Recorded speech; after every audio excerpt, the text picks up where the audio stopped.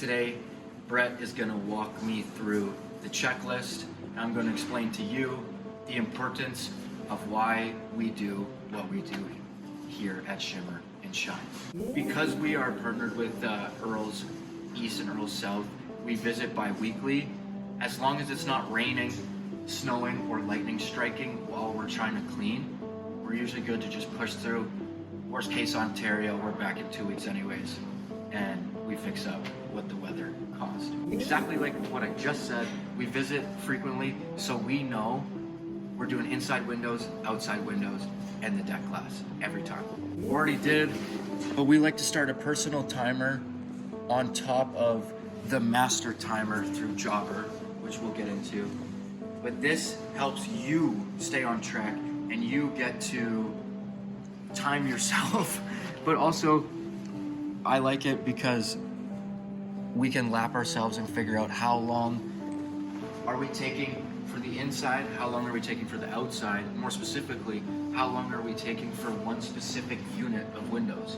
And we can use that information to get better quotes out to new customers or existing customers. The idea is we walk around the property to set it up so that it's ready to clean. We do everything in stages. I've learned from past experiences and a shit ton of mistakes, the best way to do it is chunk everything into stages so you're repeating the same process, i.e.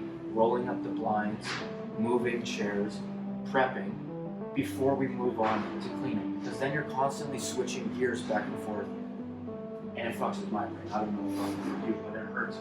As you are walking around the property and making sure everything's ready to go, it's also a great way to add more value to the customer. You can add more value to the customer by spotting, oh, maybe they need their outside gutters cleaned. Maybe the back patio in their backyard needs a good polish. Maybe the vinyl siding on the front doorstep needs a good scrub. Oh, hey, good morning. Say hi to Mac. We're just telling them the importance of doing a walk around on the inside and the outside before we start cleaning. Something that you're good at is you batch your actions.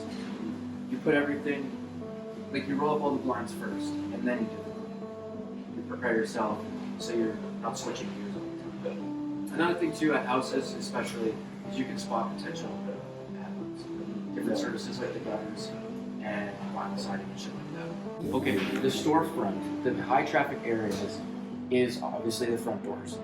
So if we know we need to clean those first, especially if we're gonna push past their hours of operations and push into when the store actually opens and people are coming in and out, we need to make sure that those high traffic areas are clean inside and out first.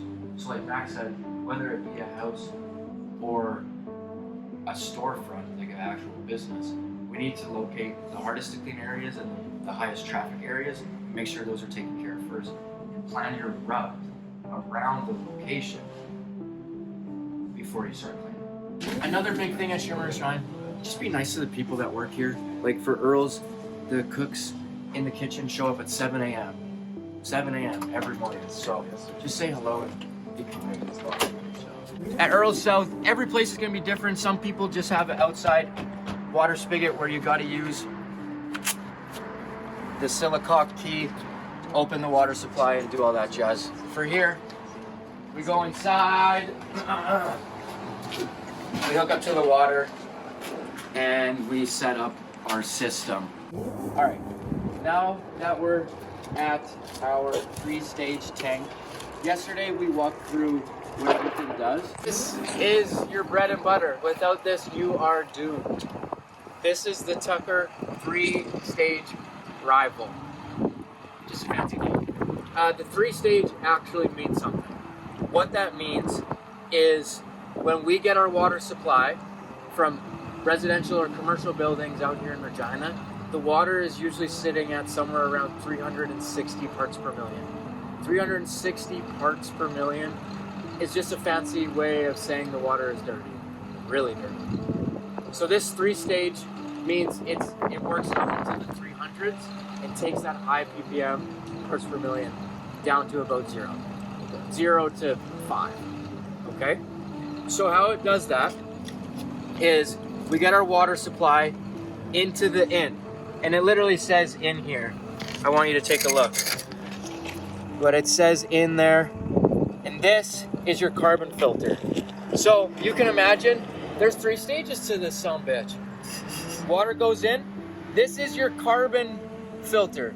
Your big sediment. You know, anything that is large enough to get caught in these grooves, it gets caught in those grooves. Okay, so that's the first stage of filtering out the water. It gets rid of the big sediment. Tell me if you can spot the difference. Every 3 to 6 months of operating, you want to change this out.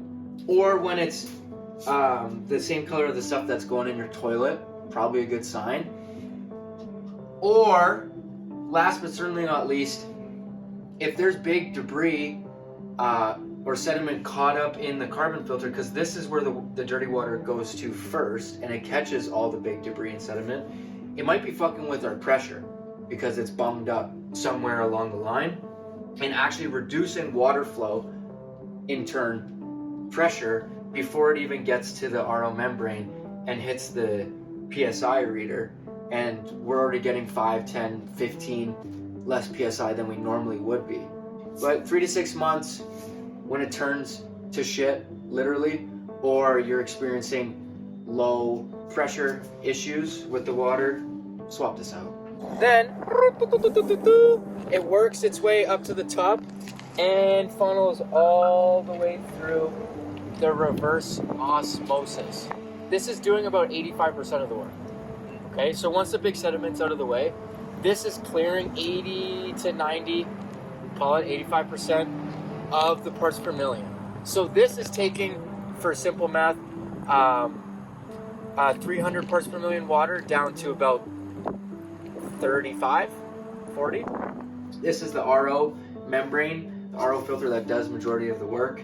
After it passes through the carbon, it goes through here, and this should last you 1 to 3 seasons, longer if we're treating it right. So that means storing it in room temperature, rooms not keeping it for any duration in extreme heat or extreme cold, especially extreme cold. We are FUCK'd, fucked, if we let this freeze or get too cold for any amount of time. So don't do that. And it's very expensive to replace, like very expensive to replace. So we want to do that as little as possible. And then, lastly, is your deionization, your DI filter. So you got your carbon, big sediment, your reverse osmosis, meat and potatoes, and then your deionization. That's that last 10-15%. So that'll take it down to the 0.5 parts per million. Again, every 3 to 6 months, depending how dirty the water is, you can disconnect to get a read of the water purity before it goes through the DI, and then you can reconnect it and get a read out here to get your ppm after it's going through this. If it's not making a difference, obviously it needs to get replaced. If it's sitting at double digits, if your parts per million is 10 or higher, also a good time to get it replaced. Between the carbon and especially the RO, it should take our water right down to 30 to 50 parts per million, maybe even lower. And if this is doing nothing to that reading, it means it needs to be replaced. And if it's really dirty water and this is sitting at like 30, 50, maybe 60 parts per million, and this is only taking it down to say 10 or 15, it's still not doing enough and it needs to be replaced. That's some more information on the inner workings and the replacement procedures and frequency of the rival Tucker 3-stage tank V1, baby, V2 on the way. And honestly, man, no idea what reverse osmosis means or does. We should probably learn it so we can like overwhelm people while we're selling them and be like, reverse osmosis deionization, treating water. Get some science in The there. point is, this is your bypass dirty water. The shit that's coming out of that brush, you could drink it all day. It's like alkaline, whatever. It's clean. Okay. It's clean as hell. And then this is your out. Obviously, the last stage. Then you have your out. We have a 4-prong diverter, 4-prong connector, and a 2-prong. This is our 2-prong. Obviously, you just close and open your water here. And these are our quick connects. You just pull that back to open it up. put it in, you know? Sweet. Like that. So, why I'm showing you this all right now is we're wrapping up our job. We still need to wrap up our brushes. The time that it takes to wrap up our brushes is the perfect amount of time to let us flush this system. At the beginning of every job, 3 to 5 minutes minimum, flush this sumbitch out. At the end of every job, 3 to 5 minutes minimum, flush this out. The reverse osmosis membrane, the thing where the water actually goes through, does all the work, it's about $800 to $1,100 a pop. Flush the system out so we're not replacing it every 6 months. Flush the system out so we're replacing it every 3 years.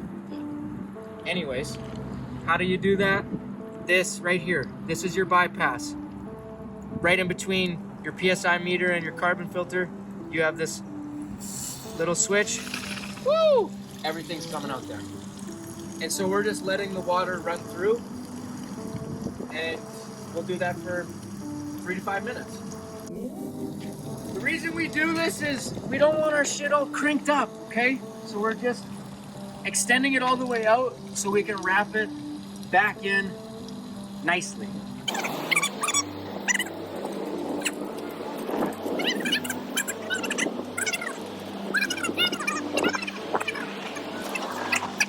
What we like to do, Griffin and I, when we wrap our brushes, is we take what's our line here and we go to this symbol above the tucker. We just take it to about there. Get our pinch off point, and I just do full wingspan because it's easy to remember. However big your wingspan is, boom, you got it. I pinch that sumbitch as hard as I can, and I am twisting this. Especially when it's crinked up, we gotta get it doing that circular motion. With my thumb and my index to allow it to sit like that. Does that make sense? Yeah. Okay, all yours. Hold it like this. Yeah. Wingspan, inch, and then floppy wrist. And right there. Yeah, man. Just make sure that you don't have any loops on the inside. Make sure it's flush on either side, right? We just have one big circle. You got your circle here. Stick your arm through, 90-degree angle, but you put it through, and you go like that.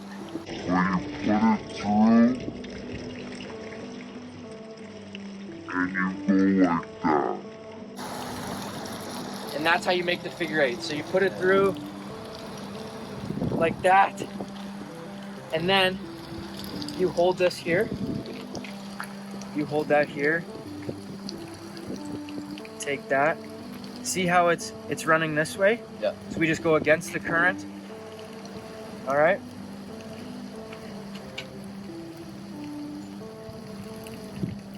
go against the current, get it nice and tight. I'll be able to go through one more time. Shit balls.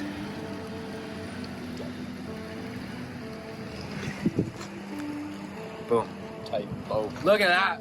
Woo! Do you see how this is feeding in on this part? Yeah. What we do is we pinch it to open that side up and to face the brush. Does that make sense? Where it's feeding in, we pinch it here, so this side where it's feeding in is the closest to the brush. Okay? So we take that part where it's feeding in closest to the brush. Wow. Wow. We put it on the damn brush, and guess what happens, Brett? When we take it off, we just reverse the process. All you have to do is unwind this little wrap job that we did, and fucking you're ready to go. You're ready to go. Now, all we have to do is take our hose off, wrap up our hose, and be done for the day. We try our best to just actually take a lap around and see where should we start. And so for us, last year we learned, especially if the truck or our system, whatever we're using, is on this side of the building, it makes sense to pull everything to the farthest end and then work back, so when we're done and we finish our last window, oh, look at that, we can just load the truck. At the end of the day, what we're trying to do is segment everything in to easy to follow, easy to remember sections. So once we have access to the water supply and it's time to set up the equipment, we pray to God it was put away properly the day before, and we just fully extend our hose, much like when we're wrapping it up for the end of the day.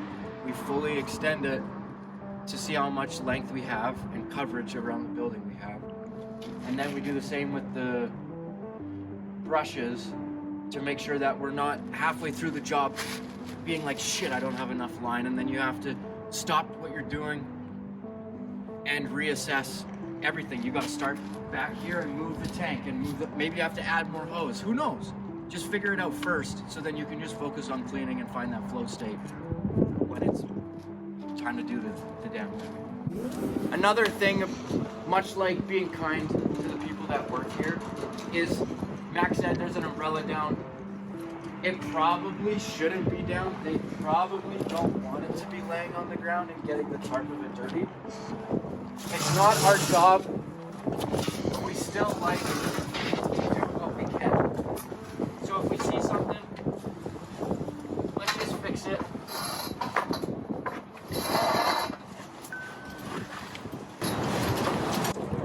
How the fuck did we do this last time? So we had to take a break just to reassess. It's only our second time using the new setup, the new filter and tank. And with the water supply being on the far back end of the building where there is no windows, it's a pain in the ass sometimes to find a way to work all the hose in and through the exterior of the property, and then put the tank in a proper spot where we have enough water pressure as well as enough line to make it around to the far side. And that usually eats up a lot of your time. We're at 39 minutes for setting up, and we're gonna get a lot better. And I'm also training, and we're onboarding today, so things will get faster, but we're trying to get better at properly estimating how long things take. We want 3 transformation stations. 3 transformation stations is per poop is cause for a good, I think it's on. before and after. I think it's on this side. Okay. Yeah. We'll snap it before, we'll snap it after. Gets attached to the invoice, also good content for our social medias.